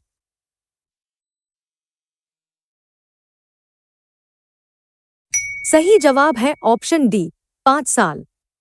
अगर company public के पैसे के लिए खतरा बन जाए तो RBI उसका कंट्रोल अपने हाथ में ले लेता है और एडमिनिस्ट्रेटर नियुक्त करता है। यह व्यवस्था अधिकतम 5 साल तक चल सकती है, जिसके बाद नया बोर्ड बनाना ही होगा। रेपो शब्द की कानूनी परिभाषा क्या है? आरबीआई एक्ट के सेक्शन 45(u)(c) के तहत रेपो शब्द को इनमें से किस तरह परिभाषित किया गया है? According to Section 45(u)(c) of the Reserve Bank of India Act, 1934, how is the term repo defined? Option A. An instrument for lending funds by purchasing securities with an agreement to resell them. Option B. An instrument for borrowing funds by selling securities with an agreement to repurchase the securities on a mutually agreed future date. Option C. A certificate of deposit issued by a scheduled bank. Option D. A derivative instrument derived from credit rating changes.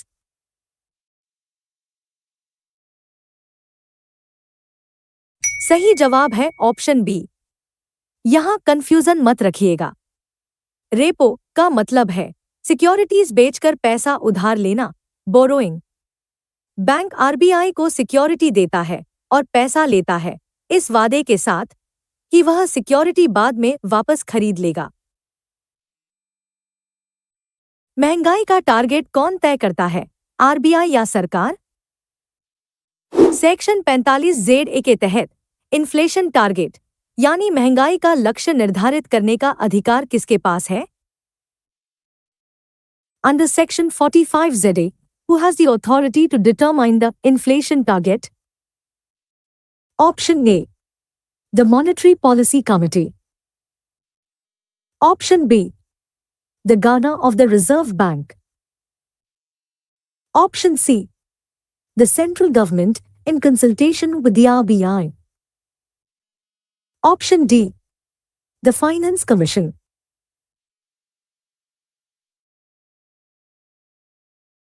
सही जवाब है option C, central government.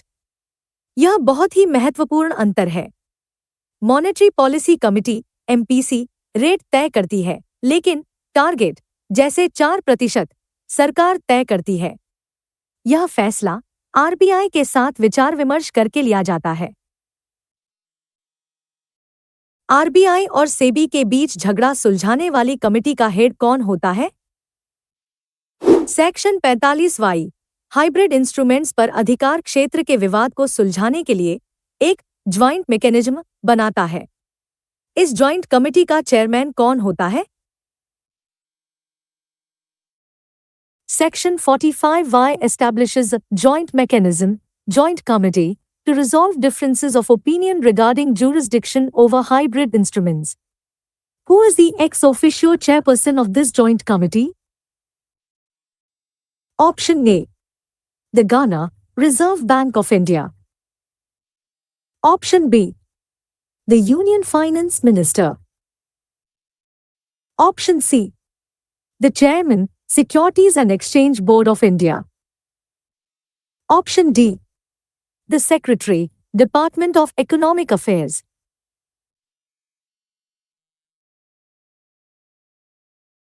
सही जवाब है option B, union finance minister. जब यह तय करना मुश्किल हो कि कोई प्रोडक्ट बैंकिंग प्रोडक्ट है या शेयर मार्केट का, तो आरबीआई गवर्नर, सेबी चेयरमैन और फाइनेंस मिनिस्टर मिलकर फैसला लेते हैं। फाइनेंस मिनिस्टर इसके अध्यक्ष होते हैं। चलिए अब क्वेश्चन 56 से 60 तक का रिवीजन करते हैं।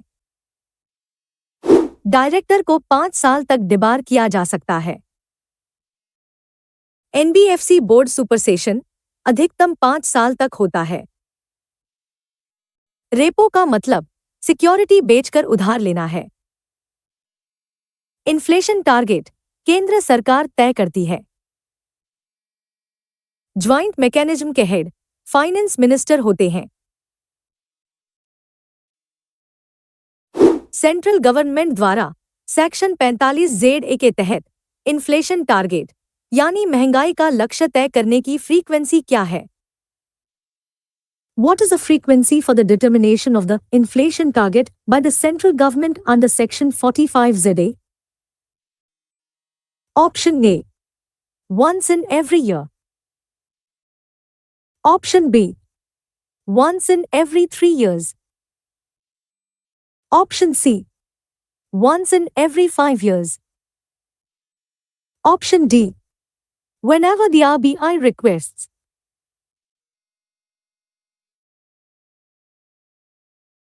सही जवाब है ऑप्शन सी, हर 5 साल में एक बार। सरकार बार बार गोल पोस्ट नहीं बदलती।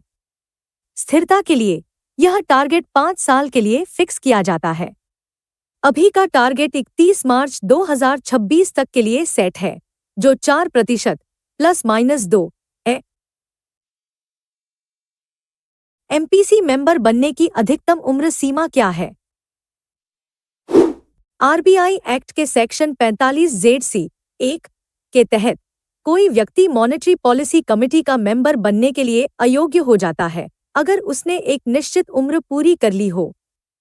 यह उम्र सीमा क्या है?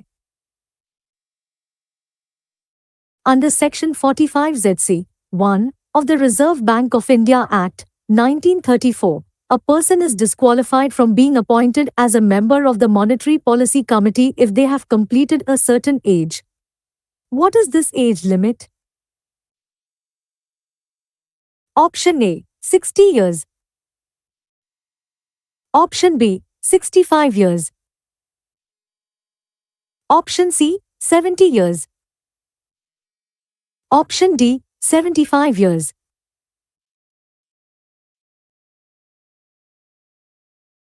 सही जवाब है ऑप्शन सी, 70 साल। एमपीसी एक बहुत ही डिमांडिंग रोल है। एक्ट यह सुनिश्चित करता है कि मेंबर्स अनुभवी हों, लेकिन एक्टिव भी हों, इसलिए 70 साल की उम्र पूरी कर चुके व्यक्ति को कमेटी में नियुक्त नहीं किया जा सकता। एमपीसी के मेंबर्स को चुनने वाली कमेटी का चेयरमैन कौन होता है? सेक्शन 45(ज़)(2) के अनुसार मॉनेटरी पॉलिसी कमेटी के बाहरी मेंबर्स की सिफारिश करने वाली सर्च कम सिलेक्शन कमेटी का चेयरमैन कौन होता है? According to Section 45(ज़)(2), who serves as the chairperson of the Search Cum Selection Committee responsible for recommending members of the Monetary Policy Committee? Option A, the Governor of the Reserve Bank of India. Option B, the Cabinet Secretary. Option C, the Union Finance Minister. Option D, the Prime Minister.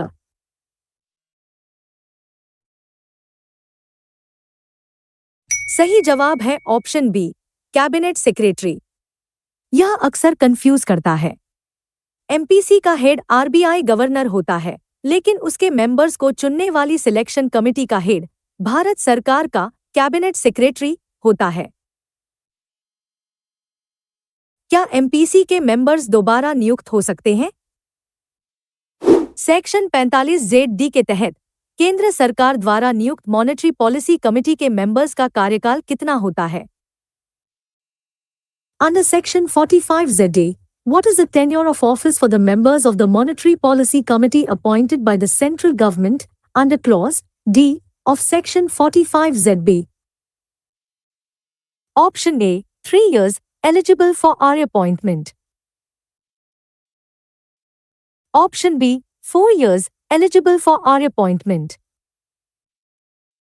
Option C, 4 years, not eligible for reappointment. Option D, 5 years, not eligible for reappointment.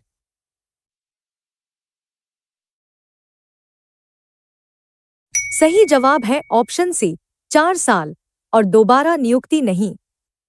मान लीजिए कोई professor MPC में आता है तो वह बिना किसी दबाव के काम कर सके, इसलिए नियम है कि उसका कार्यकाल 4 साल फिक्स होगा और उसे दोबारा उसी पद का लालच नहीं दिया जा सकता। एमपीसी मीटिंग के लिए कम से कम कितने मेंबर्स का होना जरूरी है? सेक्शन 45ZI 5 के तहत मॉनेटरी पॉलिसी कमेटी की मीटिंग के लिए कोरम यानी न्यूनतम सदस्यों की संख्या क्या है? Under Section 45ZI 5, what is the quorum required for a meeting of the Monetary Policy Committee? Option A, 3 members. Option B, 4 members. Option C, 5 members. Option D, all 6 members.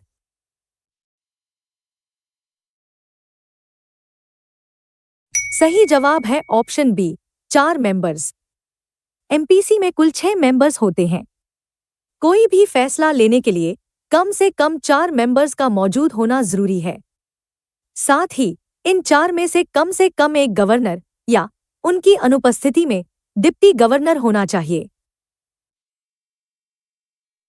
चलिए अब क्वेश्चन 61 से 65 तक का रिवीजन करते हैं।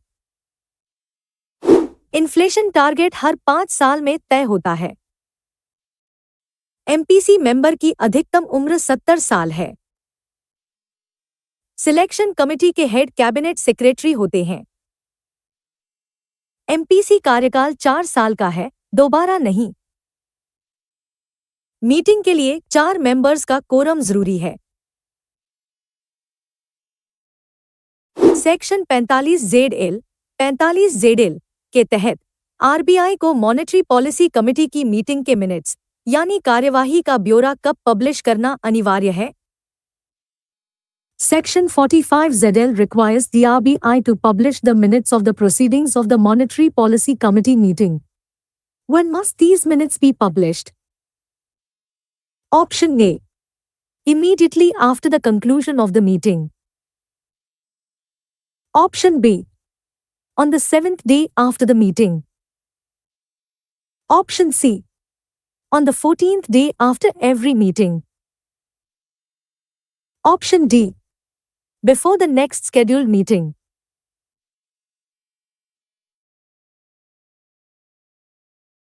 सही जवाब है ऑप्शन सी, मीटिंग के बाद 14वें दिन। पारदर्शिता यानी ट्रांसपेरेंसी के लिए यह नियम बहुत जरूरी है। मीटिंग खत्म होने के ठीक 2 हफ्ते बाद आरबीआई यह पब्लिश करता है कि किस मेंबर ने क्या वोट दिया और क्यों दिया। मॉनेटरी पॉलिसी रिपोर्ट साल में कितनी बार आती है?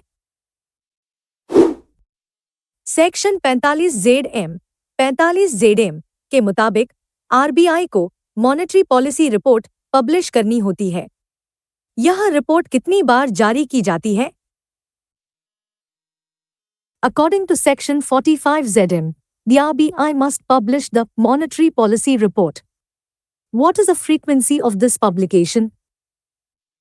Option A, once in every 3 months. Option B, once in every 6 months. Option C, once in every year. Option D, once in every 2 years.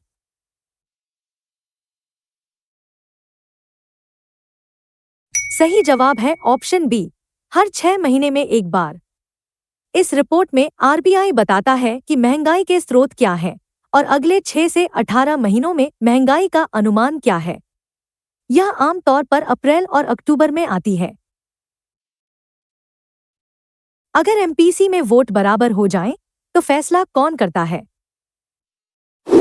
अगर मॉनेटरी पॉलिसी कमेटी की मीटिंग में किसी मुद्दे पर वोट बराबर टाई हो जाएं, तो सेक्शन 45 ZI 8 के तहत सेकंड या कास्टिंग वोट देने का अधिकार किसके पास है? In the event of an equality of votes during a meeting of the Monetary Policy Committee, who has a second or casting vote under Section 45 ZI 8?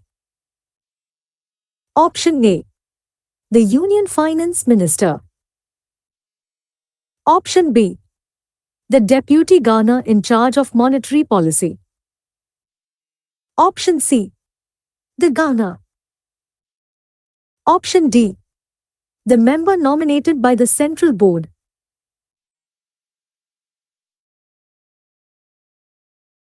सही जवाब है ऑप्शन सी, गवर्नर। मान लीजिए 6 मेंबर्स में से 3 ने रेट बढ़ाने और 3 ने घटाने के लिए वोट किया, तो गवर्नर के पास एक एक्स्ट्रा वोट होता है, जिसे कास्टिंग वोट कहते हैं। वह जिस तरफ वोट देंगे वही फैसला मान्य होगा। अगर आरबीआई महंगाई रोकने में फेल हो जाए, तो सरकार को क्या जवाब देना होगा? सेक्शन 45 ZN के तहत अगर आरबीआई इन्फ्लेशन टारगेट पूरा नहीं कर पाता, तो उसे सरकार को रिपोर्ट देनी होती है। इस रिपोर्ट में इनमें से कौन सी जानकारी देना अनिवार्य है? Under Section 45 ZN, if the RBI fails to meet the inflation target, it must set out in a report to the central government specific details. Which of the following is explicitly listed as a required component of this report? Option A. The resignation letter of the governor. Option B. An explanation of why the target was unrealistic. Option C. Remedial actions proposed to be taken by the RBI. Option D. A request for revision of the target.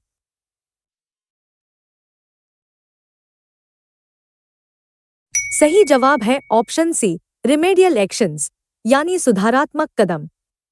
सिर्फ fail होना काफी नहीं है, RBI को लिखित में बताना पड़ता है कि विफलता के कारण क्या थे और अब टारगेट को वापस पटरी पर लाने के लिए वे क्या कदम उठाएंगे। सेक्शन 47 के अनुसार आरबीआई अपने बैड डेब्ट्स और डेप्रिसिएशन वगैरह का प्रोविजन करने के बाद बचे हुए सरप्लस प्रॉफिट का क्या करता है? According to Section 47, how are the surplus profits of the RBI allocated after making provision for bad debts, depreciation, and other necessary matters? Option A. They are retained in the reserve fund. Option B. They are distributed as dividends to private shareholders. Option C. They are paid to the central government. Option D. They are transferred to the National Rural Credit Fund.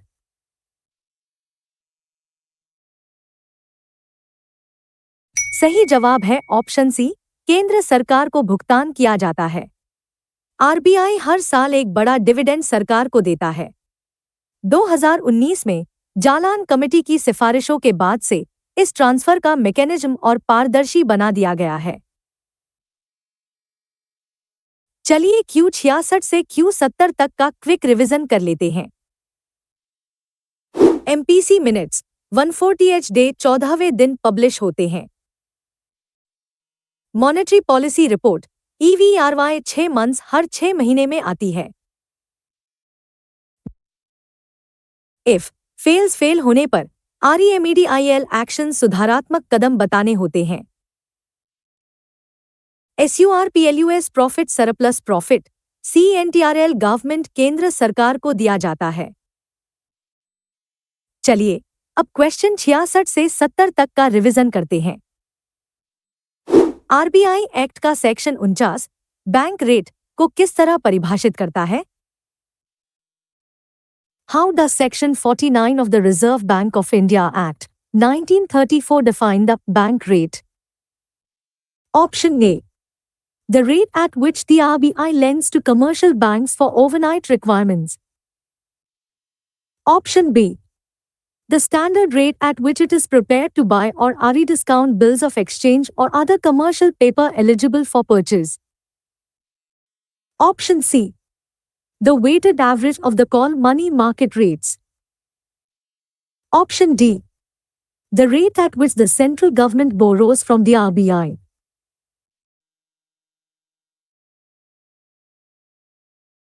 सही जवाब है option B. यह वो standard rate है जिस पर RBI first class bills of exchange को खरीदता या रीडिस्काउंट करता है। हालांकि आज के समय में रेपो रेट मुख्य पॉलिसी रेट बन गया है, लेकिन पेनल्टी कैलकुलेशन जैसे सीआरआर डिफॉल्ट के लिए आज भी सेक्शन 49 वाला बैंक रेट ही इस्तेमाल होता है। आरबीआई के ऑडिटर्स को कौन नियुक्त करता है? सेक्शन 50 के तहत आरबीआई के ऑडिटर नियुक्त करने की जिम्मेदारी किसकी है और कम से कम कितने ऑडिटर होने चाहिए? Under Section 50, who is responsible for appointing the auditors of the RBI and what is the minimum number of auditors required? Option A. The Central Board appoints not less than 3 auditors. Option B. The Ghana appoints not less than 2 auditors. Option C. The central government appoints not less than 2 auditors. Option D. The Controller and Auditor General appoints 1 auditor.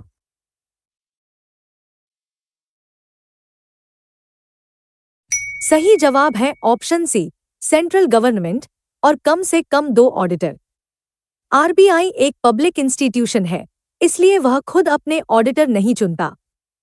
पारदर्शिता के लिए केंद्र सरकार chartered accountants की firms को auditor के तौर पर नियुक्त करती है। आरबीआई को हर हफ्ते अपना हिसाब किताब किसे भेजना होता है? सेक्शन 53(1) के मुताबिक आरबीआई को इश्यू डिपार्टमेंट और बैंकिंग डिपार्टमेंट का वीकली अकाउंट तैयार करके किसे भेजना होता है? Section 53(1) requires the RBI to prepare and transmit a weekly account of the issue department and the RBI department. To whom must this account be transmitted? Option A. The Central Board. Option B. The Central Government. Option C. The Parliament of India. Option D. The International Monetary Fund.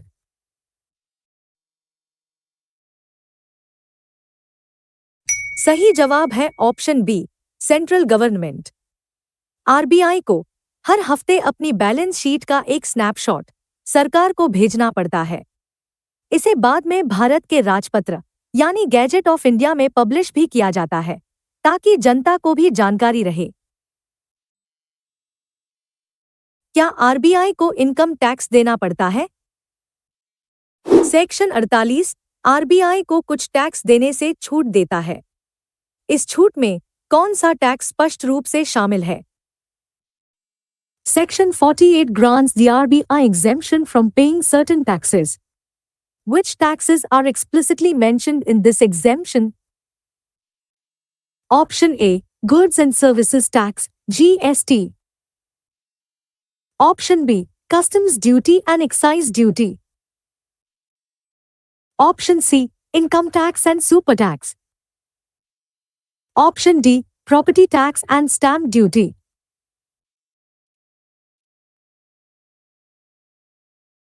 सही जवाब है option सी, income tax और super tax.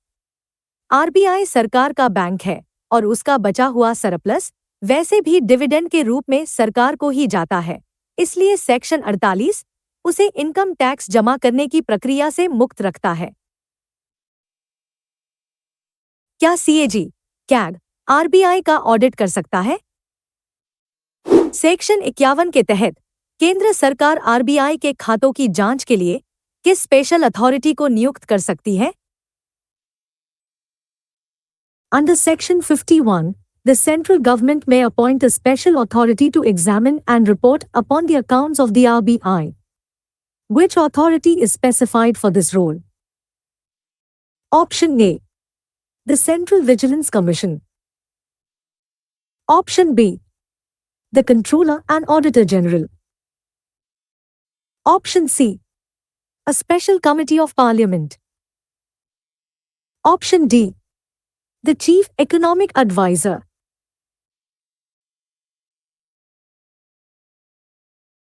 सही जवाब है option B, CAG, यानी controller and auditor general. आमतौर पर निजी सीए फर्म ऑडिट करती है, लेकिन अगर सरकार को जरूरी लगे तो सेक्शन 51 के तहत वह सीएजी से भी आरबीआई का ऑडिट करवा सकती है। चलिए Q71 से Q75 तक का रिवीजन कर लेते हैं। बैंक के rate bank rate REDISCOUNT rate rediscount करने का स्टैंडर्ड रेट है। AUDITOR ऑडिटर की नियुक्ति CNTRL गवर्नमेंट केंद्र सरकार करती है। WEKLY account weekly account CNTRL government केंद्र सरकार को भेजा जाता है। आरबीआई को INCOME टैक्स इनकम टैक्स से EXEMPT छूट मिली है। CAG आरबीआई का SPECIL ऑडिट स्पेशल ऑडिट कर सकता है।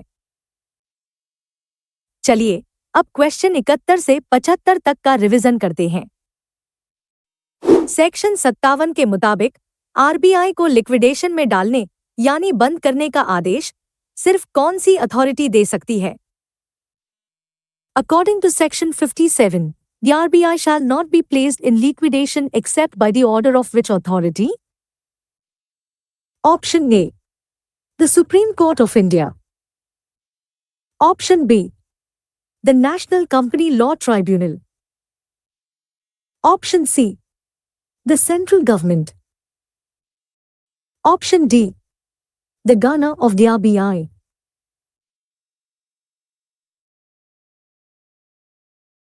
सही जवाब है option C, central government. RBI एक स्टैट्यूटरी बॉडी है, कोई सामान्य कंपनी नहीं।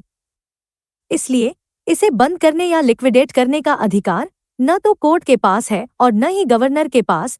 यह फैसला सिर्फ केंद्र सरकार ले सकती है। आरबीआई इलेक्ट्रॉनिक फंड ट्रांसफर को किस सेक्शन के तहत रेगुलेट करता है? सेक्शन 58(2) पीपी सेंट्रल बोर्ड को किस स्पेसिफिक मॉडर्न बैंकिंग एक्टिविटी के लिए रेगुलेशन बनाने की पावर देता है? Section 58(2) pp empowers the central board to make regulations regarding which specific modern banking activity? Option A. The issuance of credit cards by NBFCs. Option B. The regulation of fund transfer through electronic means. Option C. The trading of cryptocurrency. Option D. The outsourcing of banking activities.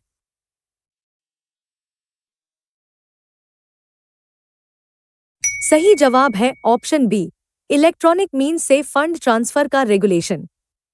आप जो NEFT या RTGS इस्तेमाल करते हैं, उसके नियम बनाने की ताकत आरबीआई को इसी सेक्शन से मिलती है। गुड फेथ में काम करने पर आरबीआई ऑफिसर को क्या प्रोटेक्शन मिलता है? सेक्शन 58A एक्ट के तहत किए गए कामों के लिए मुकदमों से सुरक्षा देता है। यह इम्यूनिटी लागू होने के लिए क्या जरूरी शर्त है?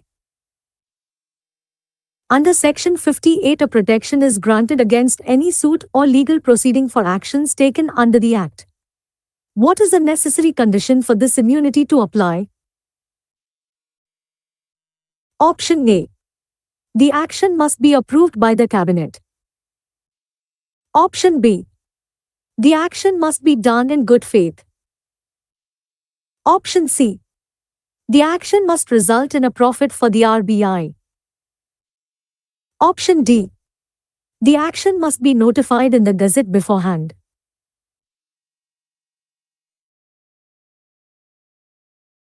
सही जवाब है option B, action good faith में किया गया हो।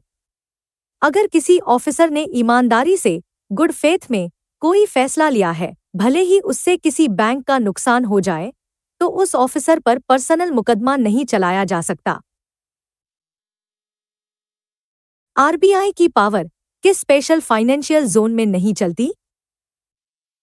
सेक्शन 57 ए साफ तौर पर कहता है कि आरबीआई की पावर्स इस एक्ट के तहत किस स्पेसिफिक जोन या अथॉरिटी पर लागू नहीं होती। Section 57 now explicitly states that the powers of the RBI under this Act do not extend to which specific zone or authority. Option A. Special Economic Zones, says generally. Option B. International Financial Services Centers, IFSC. Option C. Export Processing Zones, EPZ. Option D. Industrial Corridors.